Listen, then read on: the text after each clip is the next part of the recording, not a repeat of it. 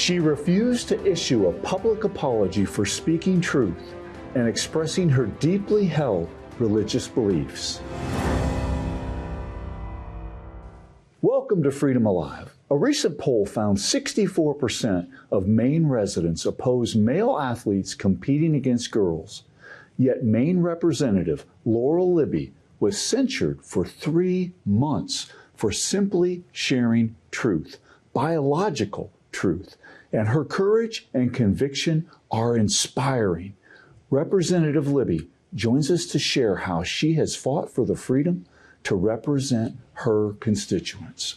I'm blessed to again be joined by Matt Staver from Liberty Counsel. And Matt, 3 of the 4 censures issued in Maine's House of Representatives that have occurred in the last year. In addition to today's guest, the chamber's Democrats punished 2 Christian conservatives for saying on the House floor that God opposes abortion. It seems Maine has really become a tough place to stand for truth. It is a tough place to stand for truth, but Laurel Libby is amazing, and you're going to be very encouraged with this woman, a mother of 5, and now she has won the 3rd re-election to the State House of Representatives. So it's an encouraging woman who really is standing for truth. And the amazing thing about her story is she didn't break the news about this boy who was competing in the girls' sports. It had already been in the news, but she just reposted information on her social media. And then she was censured by the Speaker of the House of Representatives, which means that she couldn't vote. She couldn't speak and she couldn't vote. So she was completely disenfranchised from representing the 9,000 constituents in her area that she represented. So literally was totally removed, if you will. But they didn't follow the procedure to actually remove her because they didn't have the 3/4 vote. So they censored her a different way to try to do the same thing with just a bare majority of the Democrats voting against her. It's an amazing story, but one of courage because she took her case all the way to the United States Supreme Court and she won. Amen. It is a remarkable story of courage and truth, but our Freedom Alert is next. And our Freedom Alert is brought to you by Liberty Counsel. Christian camp challenges Colorado's gender policy. A Colorado Christian summer camp filed a lawsuit challenging a state policy that requires licensed camps to let campers use the private spaces of the opposite sex.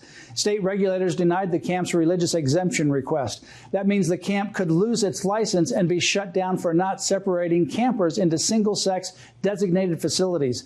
The camp has hosted children since 1948 and has had a resident camp license since 1995. The camp has thousands of students come each summer with the mission to win souls to Jesus Christ through the spreading of the gospel. Yet the Colorado Department of Early Childhood adopted a new regulation requiring children's camps to allow campers access to bathrooms, bathing areas, and sleeping quarters of the opposite sex. Colorado should not endanger its children. Up next, Matt's interview with Representative Laurel Libby. I'm very honored to have a very special guest, Representative Laurel Libby from Maine, and you probably have heard about her or seen her recently because she had a case that went all the way to the United States Supreme Court. And joining us today on Freedom Alive is Representative Laurel Libby to tell us about her incredible journey to the Supreme Court, and it's still ongoing. Welcome to Freedom Alive. Thank you so much for having me today. Well, now you're a representative in the state of Maine. And let's talk about when you began in your role in the state legislature, but what led up to the situation that caused you to have to go all the way to the United States Supreme Court? I'm serving my 3rd term in the State House. And back in February, when President Trump issued his executive order requiring that states comply with Title IX, our state decided that it wasn't going to do that. The Maine Principals Association put out a statement saying that they would continue to allow biological males to participate in girls' sports. And on February 17th, a boy won the girls' state championship in the pole vault. And so that night, I posted side-by-side photos of this young man winning 5th place in the boys' competition last year, and then winning 1st place the state championship this year on social media. And it went wild. Folks, I think, hadn't realized how prevalent this was, that this was happening in Maine, and it caused a strong reaction. And the following day, my Speaker of the House asked me to take the post down, which I declined to do. And the week after that, I was censured and stripped of my ability to vote and speak on behalf of my constituents. I remember that clash between President Donald Trump and the governor of Maine, Janet Mills, with regards to something that's common sense. Boys shouldn't be competing in girls' sports. They shouldn't be in their locker rooms and their private rooms. And Janet Mills resisted that. And Mills and Maine has been one of the states that continue to persist against, frankly, the popular opinion and certainly the best interests of girls to allow boys to compete in the sports. Now, in your situation, that happened after, and then you just posted it on social media, but you didn't break the story, as my understanding. It was already out there in the media, correct? You know, it's of course going to be out there when a boy wins a state championship in a girls' competition. So no, I didn't break the story. The photos weren't new or unique. But my post did get, I think, the strongest reaction. Mm-hmm. And so the censure was clear political retaliation. This is an issue the Democrats don't want to talk about because, as you point out, it's really not even a partisan issue. Yeah. 65 to 67% of Mainers don't think that biological males should be participating in girls' sports. They think it's not fair. So Governor Mills and legislative Democrats are not representing the will of Maine people, and they wanted to cover that up.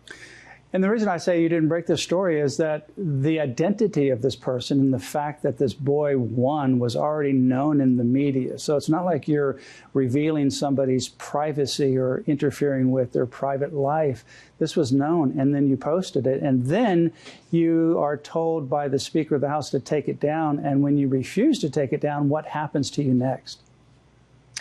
We were not in session that week. It was February break. But when we resumed the following week, we had a session day that was just normal, business as usual. And then at 5 o'clock that evening, I got called into the Speaker's office and told that they were going to censure me and how that would work.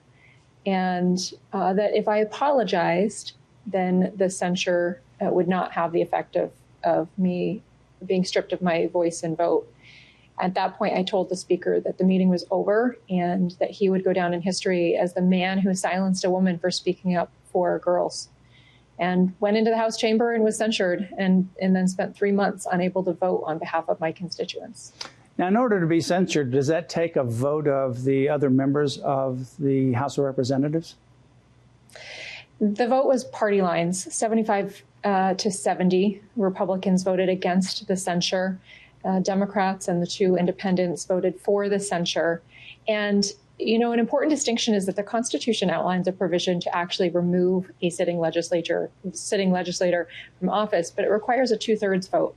So this vote to censure me was an end run around that constitutional requirement because they knew they didn't have that 2/3 bar. Yeah, so essentially what they did was remove you without removing you because being censured, you couldn't vote, right? You had no vote. You couldn't speak. So you're there, but you literally can't represent your constituents. 9,000 constituents who were completely disenfranchised by my inability to vote on their behalf. And unlike with actually expelling a member, in that case, there's a special election and folks have their representation back. In this case, no recourse except for compelled speech and to apologize for speaking up on behalf of women and girls. Now, you took a bold stand. Did you take any heat from people? Did you get any support? What was it like? What was the environment like after you took this stand and then you were censured? Certainly took heat from the other side of the aisle and from a few folks within my own party. But by and large, tremendous support from Maine people who have been living under tyranny in our state for years. And we're glad to see someone taking a stand and not backing down to the bully. Well, as you said before, I mean, there's a University of New Hampshire poll, and it found that at least 64+% of Mainers are on your side. They oppose male athletes competing against girls, and that is true across the country. This is a majority issue by far. It just makes no sense when women and girls have fought so long to be able to compete and have their own opportunities in sports. And then you have this person who can't place number one in the boys' competition, so flips over to the girls and wins the competition. That just makes no sense. It's injustice, and it literally undermines everything that girls and women have fought for so many years. So as a result of your censorship, now you're disenfranchised. I know you filed a lawsuit in this case, and it eventually ends up in the United States Supreme Court. Tell us about that journey. 2 weeks after I was censured, we filed in federal district court a lawsuit to compel the Speaker and the Clerk of the House to count my vote and to reinstate my voice on behalf of my constituents. That case went before a federal district court in Rhode Island, actually. All of the Maine judges recused themselves because, as it turned out, a parent of the male pole vaulter who had won the state championship works for the federal district court in Maine. And so my case was heard by Judge DuBose in Rhode Island, and they did not rule in our favor, so we appealed to the First Circuit Court of Appeals. And when they did not grant our injunction to get my vote back while the case proceeded, we then filed an emergency application with the Supreme Court. So the full case is still pending, but that emergency application went before the Supreme Court. They did issue a decision, and as of last Tuesday, I am now able to vote on behalf of my constituents. That is a huge win, so congratulations for that. We've done emergency request for injunctions pending appeal to the United States Supreme Court, particularly even involving your state in Maine during COVID. Those are not easy cases. Those are really hard to obtain, so congratulations. This is a very high bar for the Supreme Court to come in, issue a ruling while the case is still going on and it's not a final ruling yet. So to get a win at the high court like that, that is critical. And don't be discouraged, because we went to the First Circuit Court of Appeals as well, lost twice, 3-0, and went to the United States Supreme Court and won 9-0. So keep up the work and keep going. I think that you'll ultimately prevail. You know, we see this in Washington, D.C., and obviously you experienced it there in the state of Maine, where the Democrats, they vote on some of these issues in lockstep, and it is contrary to popular opinion. It's contrary, in this case, to common sense. How do you break that monolith? How do the people of Maine wake up and take back their government again? It is interesting to see the Democrats vote in lockstep, especially on issues like this, where it's, you know, roughly a 70-30 issue with Mainers. And this is far from the only issue. There are many others where they just vote in lockstep, regardless of the will of the people. I think the piece that's been missing is Mainers not being aware of what's going on. So as we've seen that awareness grow, that gives me optimism for next year and the future. And I would just highlight, you know, Maine, we only lost the majority in the Maine House by 60 votes across the entire state last year. So it's not as though they have a mandate of thousands of votes saying, yes, you should institute this radical ideology. Instead, they're holding on by their fingertips and trying to advance what they can while they still can. So you're saying that this vote of 75-70, or whatever the vote would be, or the majority, the slight majority that the Democrats hold, for example, in the House, that was decided by about 60 votes statewide?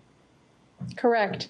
We lost the majority by 3 seats, and those 3 seats, the vote total was only 60 votes. So, wow. So each one of those seats then is a handful of votes that made a difference in each one of those seats? Correct. Every single vote truly does matter. Wow. So much for, you know, a clarion call for the churches and people of faith and Mainers to take voting seriously. It would only take just a handful of people, a small church, if you will, just one small church of, say, 75 people. And the future of Maine would be totally different, particularly in the House, and I'm sure the same would be true in the Senate. If and when the Church of Maine stands up, we can take our state back. Well, that's a great call. I know that there's a lot of pastors and others that I know in Maine that are doing a great job, but we need so many, many more. We need all of Mainers. In fact, we need not just people in Maine, but every state, because what you are experiencing here is indicative of other states as well. It may not be 60 votes, may be a little bit different, but the margins are small. And all it takes is a few more people getting involved into the elected process and making a difference in their state and, frankly, in the nation as well. Now, you got to also, you were elected before COVID. So after COVID hit, Maine became one of the worst offending states in the nation with regards to the church lockdowns. California was the worst by far. We litigated there and we won. But once we won at the U.S. Supreme Court against those church lockdowns, the second worst state in the nation was, unfortunately, the state of Maine. And that goes right back to Governor Janet Mills and her cabinet. Fortunately, we're past that, but the residual ideology is still there. How did you deal with the issue with the church lockdowns and with the shot mandates? Boy, you know, that was, I think, a dark time in Maine history that I hope that people bring to their memory as they are considering who should be leading our state moving forward. I did not personally go along with those restrictions, and in fact, at one point, was stripped of my committee because I went into the state house without a mask once our mask mandate was lifted statewide. Maine people need to see an example and leadership that is not afraid to stand up for the truth. And so whether we're talking about COVID or now with biological males participating in girls' sports, I think it behooves all of us to stand and show that example and lead others to do the same. Now, how did you come to your, this is an interesting question because there are people that are Christians, people that are not Christians, and they came to different conclusions, and some of them came to different conclusions quickly on COVID, on the COVID shots, on the masking, and some of the other restrictions. I'm always interested in what is it that is your foundation? What is it that caused you to think differently than the group think of what Janet Mills was imposing on Mainers? It's just utterly anti-liberty and individual freedom. And my background is that of a nurse. And in fact, had already been dealing with the vaccine mandate issue here in Maine prior to COVID. And my stance has always been that whether it's my patients or Maine citizens, everyone should have choice about their medical treatment, whether we're talking about a vaccine or a colonoscopy. And so it was very clear and simple to me that we should not be mandating a vaccine. We should not be mandating choice during that time of lockdown. And that was particularly illustrated in those door-to-door interactions with folks. What would you say for people like yourself or others that maybe in Maine, they may be in other place, this particular program is actually broadcast around the world.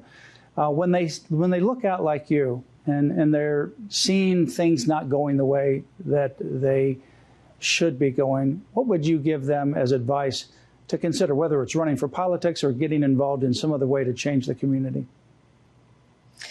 Certainly, my first piece of advice would be to speak up. I think one thing that I've heard so many times over the last few months is, I've been afraid to speak up because X, Y, and Z might happen. I could get canceled, or I could lose my job, or I could, this or that could happen. But once one person speaks up, it compels others to do the same. And I've certainly seen that effect over the last few months. And then do get involved. Maine is not the only state where majorities are decided by such slim margins, with Maine being 60 votes. And when folks do get involved, it doesn't take 100% of people taking action. It takes that small minority of people who do step up and take action to make actual, real, lasting change. And we need to see that in Maine as much as any other state. Those would be my two biggest pieces of advice. Speak up and help others to do the same, and then get involved, whether that means helping conservative candidates who are liberty-minded win their campaigns, whatever that might look like for you. Get involved, because when we all do our part, then we can really make sustained change. And I know, be prepared for the opposition, as you have clearly experienced. How has that affected you personally and your family? Well, we've had some conversations that I never expected to at this point, for sure, with my kids, preparing them for some negative things that could occur. Thankfully, we've had such a strong community, and we've had so much support that the effect to our kids really has been pretty minimal. And I'm thankful for that. But they've also seen an example of standing up and speaking the truth and standing their ground. And so I think that they have learned a pretty huge lesson that hopefully will last them moving forward. You know, I know we all want to be part of history and want to change history, but to do that, you're going to face opposition. Not everybody's going to agree with you. And on this issue here, very simple, when you tread into this LGBTQ arena of the transgender issue particularly, you're going to get a lot of opposition. So be ready for that. But when it comes, don't shrink, as you have been very, very bold, taking your case all the way to the United States Supreme Court. And you had, 15 state attorney generals, 15 different states that filed briefs in support of you. So, Laurel, you have a lot of people that are praying for you, that are cheering for you, because you are an example to so many people, not just in Maine. Your case, your example of leadership has transferred from Maine to the nation and, frankly, around the world. Yeah, I'm so thankful to see the effects, not just in Maine, as you say, but elsewhere as well. And it's amazing to see, particularly the young women who are affected by this extreme policy of allowing biological males to participate in girls' sports. It's incredible to see them standing up in greater and greater numbers. When you look at California and the young woman who had placed second, but then stepped up into first place on the podium, I am so in awe of her courage and that strong stance and how she has not backed down. It's really tremendous. And I'm thankful to see so many young women speaking up, not just for their generation, but for a future generation now.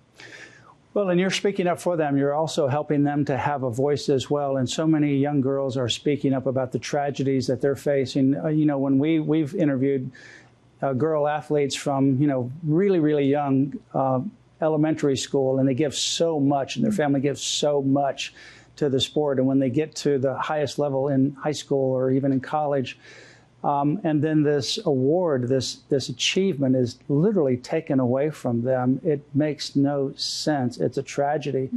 And then also the other lie that is being perpetrated that hurts so many young people, and that is that you can change your sex just like you change your hair color or your clothes. No, you can't. I mean, you're born male or female.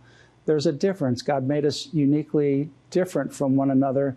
And it's a horrible situation that so many people have been led to believe and then later regret. So thank you for standing up. In your final words to those who are listening, what would you say that you've learned from this situation? What would you like them to take away? Well, certainly that standing for the truth, regardless of the consequences, is always right.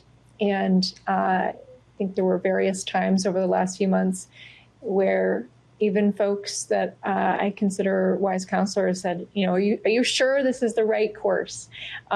Your constituents are without representation. They're disenfranchised. And if you, said a disingenuous apology, perhaps you could get your vote back. My response was, no, I can't do that. I won't do that. I said the truth, and I'm standing on that principle. And I had absolute confidence that that was the right thing to do.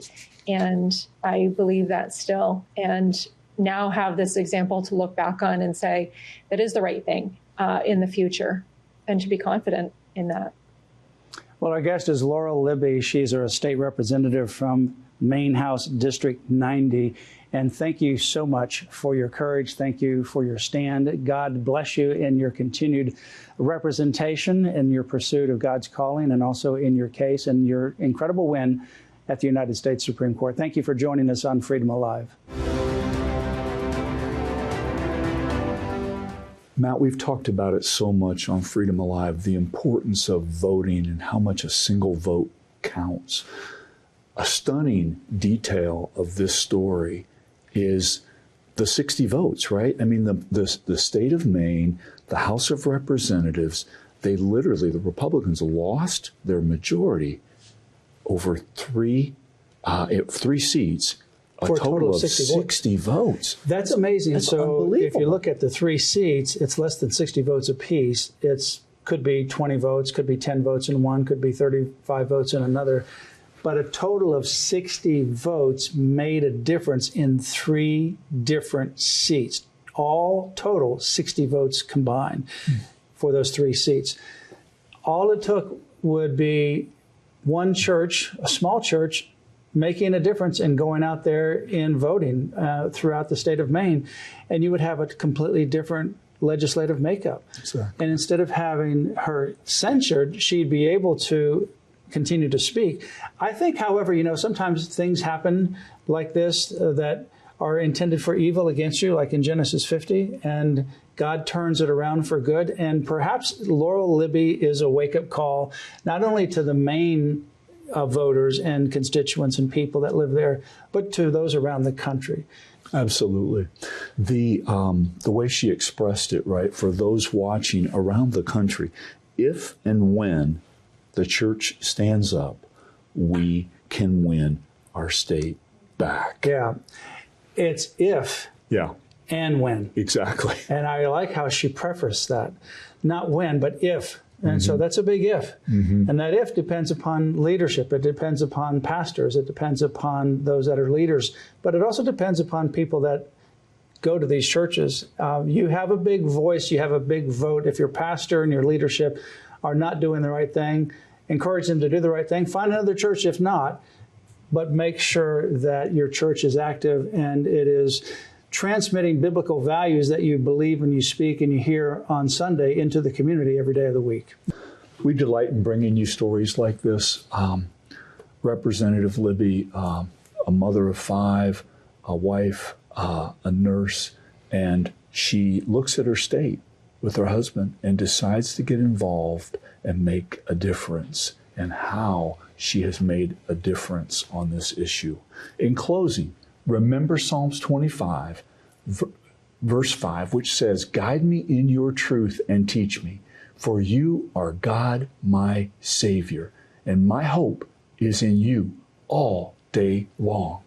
Our freedom is a gift from our Creator. We must never forget that and always protect it. So join us here next time, where you'll hear victories as well as ways you can stand up for your priceless freedom. Join us again for Freedom Alive.